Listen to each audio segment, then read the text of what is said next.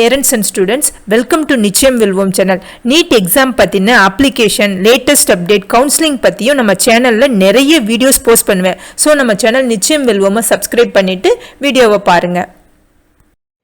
இந்த வீடியோவில் நம்ம என்ன பார்க்க போறோம் அப்படின்னா, நீட் யூஜி 2026 ஃபில் பண்ணுறதுக்கு என்னென்ன டாக்குமெண்ட்ஸ் எல்லாம் உங்களுக்கு வேணும், அதுக்கப்புறம் நீட் யூஜி 2026 அப்ளிகேஷனில் என்னென்ன டேட்டாஸ் எல்லாம் நீங்கள் கொடுக்கணும் அப்படின்றத தான் நம்ம டீட்டெயிலாக இந்த வீடியோவில் ஸ்டெப் பை ஸ்டெப்பாக பார்க்க போகிறோம்.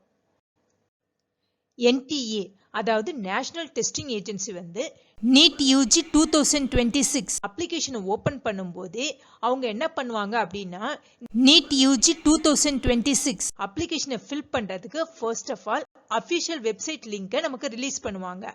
இந்த அப்ளிகேஷன் ஓபன் பண்ணும்போதே அது கூடவே இன்ஃபர்மேஷன் புல்லட்டினை அவங்க ரிலீஸ் பண்ணுவாங்க. இந்த இன்ஃபர்மேஷன் புல்லட்டினை தரவா படிச்சதுக்கு அப்புறம் தான் நீட் யூஜி 2026 அப்ளிகேஷனை ஃபில் பண்ணணும்.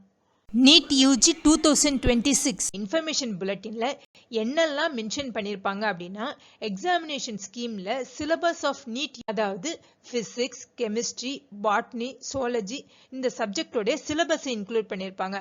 அதுக்கப்புறம் பேட்டர்ன் ஆஃப் தி டெஸ்ட், அதாவது நீட் பிசிக்ஸ்ல 45 கம்பல்சரி கொஸ்டின் டோட்டலா 180 மார்க்குக்கு கேட்பாங்க. கெமிஸ்ட்ரியில் 45 கம்பல்சரி கொஷின் டோட்டலாக 180 மார்க். நெக்ஸ்ட்டு வந்து பயாலஜி, இதில் வந்து பாட்னியில் 45 கம்பல்சரி கொஷின், ஜுவாலஜியில் 45 கம்பல்சரி கொஷின். ஸோ டோட்டலாக பயாலஜியில் 90 கொஷின்ஸ் கேட்பாங்க, டோட்டலாக 360 மார்க்ஸ் கேட்பாங்க. ஸோ நீட் யூஜியில் வந்து டோட்டலாக எத்தனை கொஷின்ஸ் இருக்குன்னா 180 கம்பல்சரி கொஷின்ஸ் இருக்கும். டோட்டல் மார்க் வந்து 720. நெக்ஸ்ட்டு வந்து duration of NEET UG examination வந்து 2 PM to 5 PM, அதாவது 180 minutes. So NEET UG exam வந்து டோட்டலாக 3 hours, ஒரு கொஷினுக்கு 1 minute 180 மினிட்ஸ்க்கு நடக்கும். 4 மார்க் கொடுப்பாங்க. இன்கரெக்ட் ஆப்ஷனை நம்ம ஷேட் பண்ணியிருந்தோம்னா -1 மார்க். அன்ஆன்சர்டு நம்ம ஷேடே பண்ணல அந்த கொஷினுக்குன்னா நமக்கு வந்து 0 மார்க், அதாவது +4ம் கிடையாது -1ம் கிடையாது. இஃப் மோர் தென் 1 ஆப்ஷன் அந்த கொஷினுக்கு கரெக்டாக இருந்தால் யாருக்கெல்லாம் +4 மார்க் கொடுப்பாங்க அப்படின்னா, அந்த 2 ஆப்ஷன்ல ஏதாவது ஒரு ஆப்ஷனை ஷேட் பண்ண கேண்டிடேட்ஸ்க்கு தான் +4 மார்க் கொடுப்பாங்க. நெக்ஸ்ட் வந்து இப்போ எல்லா ஆப்ஷனும் கரெக்டாக இருந்துச்சு அப்படின்னா +4 மார்க் யாருக்கு கொடுப்பாங்க அப்படின்னா, அந்த கொஷினை அட்டன் பண்ண கேண்டிடேட்ஸ்க்கு தான் கொடுப்பாங்க. நெக்ஸ்ட் என்ன சொல்லியிருக்காங்க அப்படின்னா, if none of the option is found correct or question is found to be wrong or question is dropped, then all candidates who have appeared will be given 4 marks irrespective of the fact whether the question has been attempted or not attempted by the candidate. அதாவது எந்தவித அவங்க கொடுத்த ஆப்ஷன்ல எந்த ஆப்ஷனுமே correct இல்ல கொஷினே ராங்கா இருக்கு, இல்ல கொஷின் வந்து டிராப்டா இருந்துச்சு அப்படின்னா இந்த எக்ஸாம் அட்டன் பண்ண எல்லா கேண்டிடேட்ஸ்க்கும் +4 மார்க் ப்ரொவைட் பண்ணிடுவாங்க. நீட் யூஜி 2025 உடைய இன்ஃபர்மேஷன் புல்லட்டின்ல mode of NEET exam mention பண்ணியிருப்பாங்க. பென் அண்ட் பேப்பர் பேஸ்டு எக்ஸாமினேஷனாக இருக்கும். அப்புறம் நெக்ஸ்ட் வந்து duration of test, NEET exam உடைய டியூரேஷன் வந்து 3 hours. இன்ஃபர்மேஷன் புல்லட்டின்ல medium of the question paper பத்தி மென்ஷன் பண்ணியிருப்பாங்க. அதாவது நம்ம வந்து இந்த ஃபாலோயிங் 13 லாங்குவேஜஸ்ல நம்மளுடைய கொஸ்டின் பேப்பர் மீடியமை செலக்ட் பண்ணலாம். இங்கிலீஷ், ஹிந்தி, அசாம், பெங்காலி, குஜராத்தி, மலையாளம், கன்னடா, மராத்தி, ஒடியா, தமிழ், தெலுங்கு, உருது, பஞ்சாபி. நம்ம அப்ளிகேஷன் ஃபார்மை ஃபில் பண்ணும்போது இந்த மீடியம் ஆஃப் கொஸ்டின் பேப்பரை செலக்ட் பண்றதுல ரொம்ப கேர்ஃபுல்லா செலக்ட் பண்ணும். ஏன்னா ஒன்ஸ் நம்ம இந்த ஆப்ஷனை செலக்ட் பண்ணிட்டோம், அப்ளிகேஷனை சப்மிட் பண்ணிட்டோம்னா மறுபடியும் இந்த நம்ம வந்து லாங்குவேஜ் வந்து சேஞ்ச் பண்ண முடியாது. இங்கிலீஷ்ல கொஸ்டின் பேப்பர் வேணும்ன்ற கேண்டிடேட்ஸ் வந்து இங்கிலீஷை செலக்ட் பண்ணணும். அவங்களுக்கு வந்து டெக்ஸ்ட் புக்ல கோட் வந்து இங்கிலீஷ்ல மட்டும் தான் இருக்கும். கேண்டிடேட்ஸ் வந்து ரீஜனல் லாங்குவேஜஸ், அதாவது இங்கிலீஷ் இல்லாம மற்ற லாங்குவேஜஸ் செலக்ட் பண்ற கேண்டிடேட்ஸ்க்கு வந்து நீட் யூஜி கோட்ல கொஸ்டின்ஸ் எப்படி இருக்கும் அப்படின்னா, இங்கிலீஷ் பிளஸ் அவங்க செலக்ட் பண்ண ரீஜனல் லாங்குவேஜ்லயும் இருக்கும். ஃபார் எக்ஸாம்பிள், இப்போ ஒரு கேண்டிடேட்ஸ் வந்து அவங்களுடைய கொஸ்டின் பேப்பர் மீடியம் தமிழ் அப்படின்னு செலக்ட் பண்றாங்க அப்படின்னா அவங்களுக்கான நீட் யூஜி கோட்ல கொஸ்டின்ஸ் வந்து இங்கிலீஷ்லயும் இருக்கும், தமிழ்லயும் இருக்கும். அதே மாதிரியே இப்ப வந்து ரீஜனல் லாங்குவேஜ் ஹிந்தி செலக்ட் பண்றாங்கன்னு வச்சுக்கோங்க, அந்த கேண்டிடேட்ஸ்க்கு வந்து டெக்ஸ்ட் புக் கோட்ல கொஸ்டின்ஸ் வந்து இங்கிலீஷ்லயும் இருக்கும், ஹிந்திலயும் இருக்கும். கொஸ்டின்ஸை வந்து டிரான்ஸ்லேட் பண்றதுல ஏதாவது மிஸ்டேக்ஸ் இருந்துச்சு அப்படின்னா இங்கிலீஷ் வெர்ஷனை தான் ஃபைனல் வெர்ஷனா என்டிஏ வந்து ட்ரீட் பண்ணுவாங்க. அடுத்து medium of question papers examination centres. இப்போ வந்து யாரெல்லாம் வந்து கொஷின் பேப்பர் மீடியம் இங்கிலீஷ்னு செலக்ட் பண்ண முடியும் அப்படின்னா எல்லா எக்ஸாமினேஷன் சென்டர்ஸ்க்கும், அதாவது இந்தியா இல்லாமல் அதர் கண்ட்ரீஸ்லையும் நீட் எக்ஸாம் எழுதுவாங்க இல்லையா, அவங்களுக்கும் என்ன medium of question paper select பண்ணலாம் அப்படின்னா இங்கிலீஷ் செலக்ட் பண்ணலாம். நெக்ஸ்ட் வந்து இங்கிலீஷ் அண்ட் ஹிந்தி, இதை யாரெல்லாம் செலக்ட் பண்ண முடியும்னாக்கா all examination centres in India. Next வந்து இங்கிலீஷ் அண்ட் தமிழ், இந்த மீடியம் ஆஃப் கொஷின் பேப்பரை யார் செலக்ட் பண்ண முடியும் அப்படின்னா இந்த ஸ்டேட்ல இருக்கிற கேண்டிடேட்ஸ் தான் செலக்ட் பண்ணலாம். Examination centres in Tamil Nadu, Puducherry, Andaman and Nicobar island. அடுத்து cities for NEET UG. Candidates வந்து அவங்களுடைய ஆன்லைன் அப்ளிகேஷன் ஃபார்மை ஃபில் பண்ணும்போதே கேண்டிடேட்ஸ் வந்து எந்த சிட்டிஸ்ல எக்ஸாம் எழுத போறாங்க அப்படின்னு 2 சிட்டிஸை அவங்க செலக்ட் பண்ணிக்கணும். இந்த சாய்ஸஸ் ஆஃப் சென்டர் சிட்டிஸ் வந்து எதை பொறுத்து லிமிட் பண்ணிருப்பாங்க அப்படின்னா ஸ்டேட் ஆஃப் பெர்மனன்ட் அட்ரஸ், அதாவது நீங்க ஒரு பெர்மனன்ட் அட்ரஸ்ல ஸ்டேட் மென்ஷன் பண்ணிருப்பீங்களா, அதை பொறுத்தோ or state of present address, இதை பொறுத்தும் தான் சாய்ஸஸ் ஆஃப் சென்டர் சிட்டிஸை லிமிட் பண்ணிருப்பாங்க.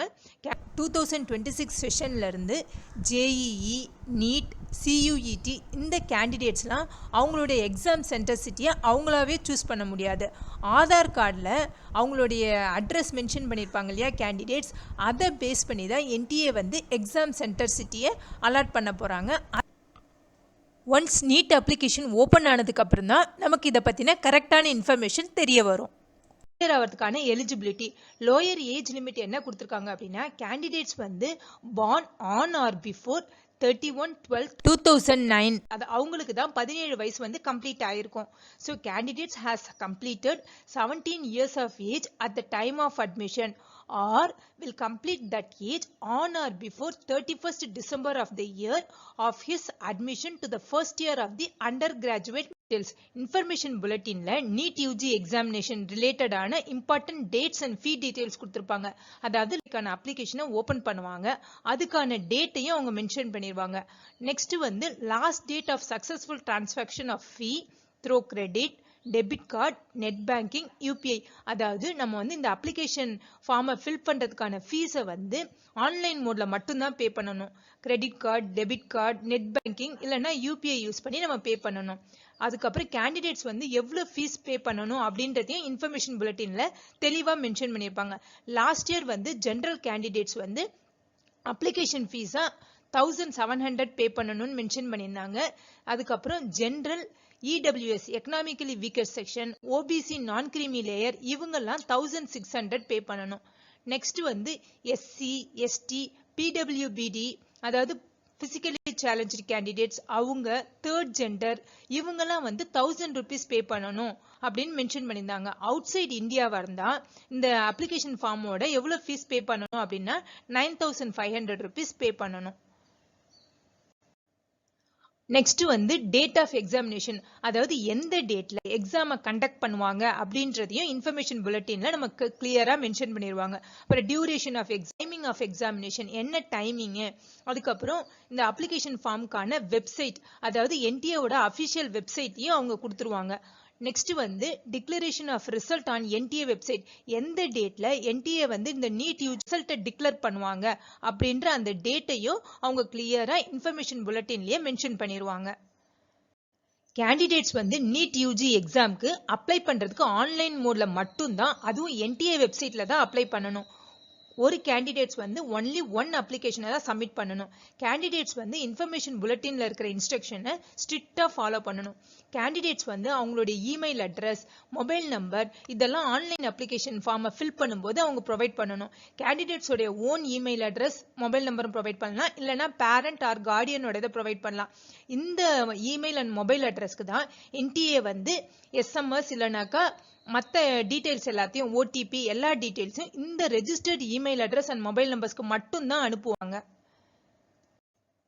டோட்டலா என்ன ஸ்டெப்ஸ் இருக்கும் அப்படின்னா 3 ஸ்டெப்ஸ் இருக்கும். ஸ்டெப் 1 வந்து ரெஜிஸ்ட்ரேஷன் ஃபார்மை நீங்க ஃபில் பண்ணணும். ஸ்டெப் 2 வந்து அப்ளிகேஷன் ஃபார்ம். ஸ்டெப் 3 வந்து ஃபீ பேமெண்ட். இப்போ இந்த ஒவ்வொரு ஸ்டெப்ஸையும் நம்ம டீடைலா என்னென்ன டேட்டாஸ் எல்லாம் இதுல கேட்பாங்க அப்படின்றதையும் நம்ம பார்க்கலாம்.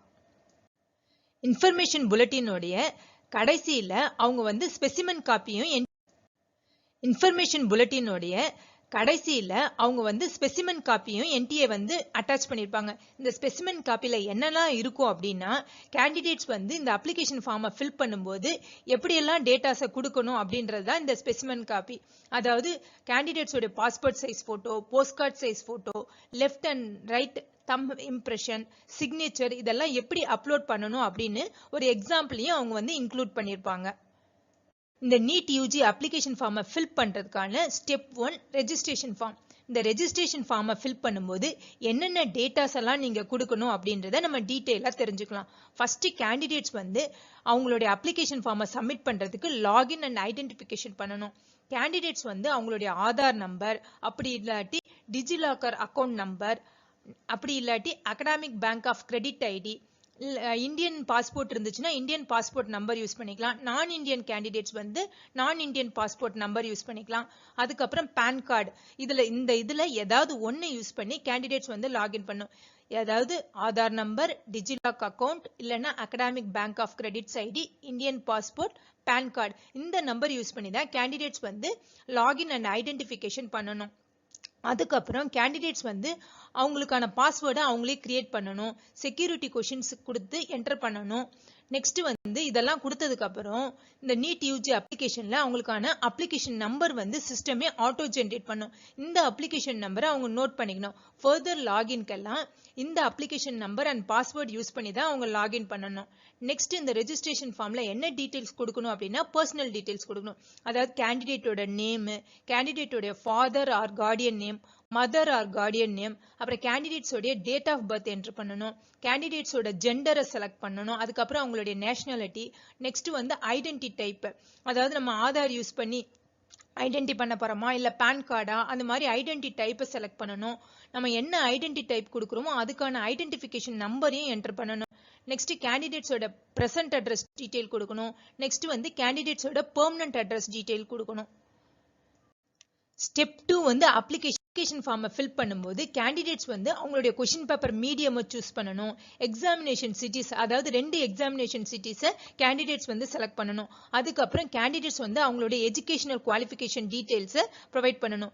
என்னென்ன டாக்குமெண்ட்ஸ் எல்லாம் கேண்டிடேட்ஸ் வந்து அப்லோட் பண்ணணும், அதாவது சில டாக்குமெண்ட்ஸ் அவங்க இமேஜஸ், அதாவது ஜேபெக் ஃபார்மேட்ல அப்லோட் பண்ணணும். சில டாக்குமெண்ட்ஸ் அவங்க பிடிஎஃப் ஃபார்மேட்ல அப்லோட் பண்ணணும். என்னென்ன இமேஜஸ் எல்லாம் அவங்க ஜேபெக் ஃபார்மேட்ல அப்லோட் பண்ணணும் அப்படின்னா கேண்டிடேட்ஸோடைய ஸ்கேன்டு பாஸ்போர்ட் போட்டோகிராஃப், கேண்டிடேட்ஸோடைய ஸ்கேன்டு போஸ்ட் கார்டு போட்டோகிராஃப், அதுக்கப்புறம் கேண்டிடேட்ஸோடைய சிக்னேச்சர், அதுக்கப்புறம் left and right hand fingers and thumb impression, இதெல்லாம் ஜேபெக் ஃபார்மேட்ல கேண்டிடேட்ஸ் வந்து அப்லோட் பண்ணணும். பிடிஎஃப் ஃபார்மேட்ல யாருக்கு அப்லோட் பண்ணணும் அப்படின்னா பிடபிள்யூடி கேண்டிடேட்ஸ் இருந்தாங்கன்னா அவங்களுடைய சர்டிபிகேட்டை வந்து அவங்க வந்து பிடிஎஃப் ஃபார்மேட்ல அப்லோட் பண்ணணும். கேண்டிடேட்ஸ் வந்து எஜுகேஷன் குவாலிஃபிகேஷன்ல 10th, 11th and 12th or qualifying எக்ஸாமினேஷனோட கம்ப்ளீட் அகடாமிக் டீடைல்ஸையும் அவங்க ஃபில் பண்ணணும்.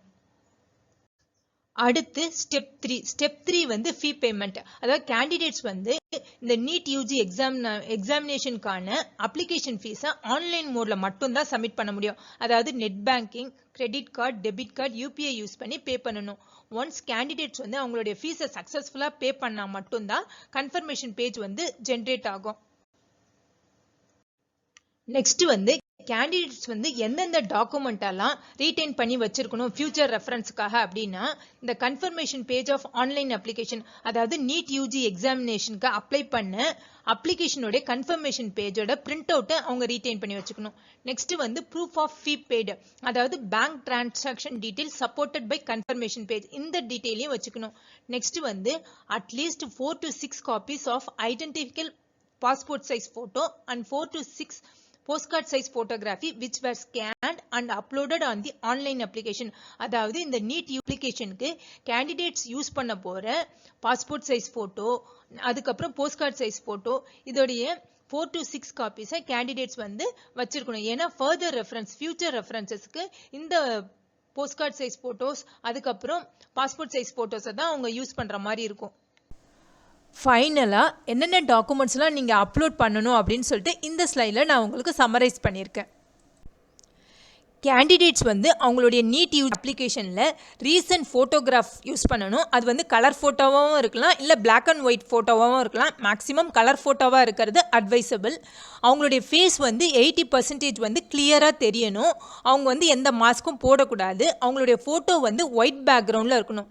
கேண்டிடேட்ஸ் வந்து அவங்களுடைய இமேஜஸ் எல்லாம் எப்படி அப்லோட் பண்ணணும் அப்படின்னா பிடிஎஃப் ஃபைலாக, ஜேபிஜி இல்லைன்னா ஜேபெக் ஃபார்மேட்டில் கிளியராக விசிபிளாக இருக்கிற மாதிரி அவங்களுடைய டாக்குமெண்ட்ஸை வந்து அப்லோட் பண்ணணும். ஃபஸ்ட்டு வந்து கேண்டிடேட்டோடைய ஸ்கேன்டு பாஸ்போர்ட் சைஸ் ஃபோட்டோகிராஃபை அது வந்து எந்த சைஸில் இருக்கணும் அப்படின்னா 10 KB to 200 KB இருக்கணும். நெக்ஸ்ட்டு வந்து கேண்டிடேட்ஸோடைய scanned post card size photograph இதோடைய சைஸ் வந்து 10 KB to 200 KB இருக்கணும்.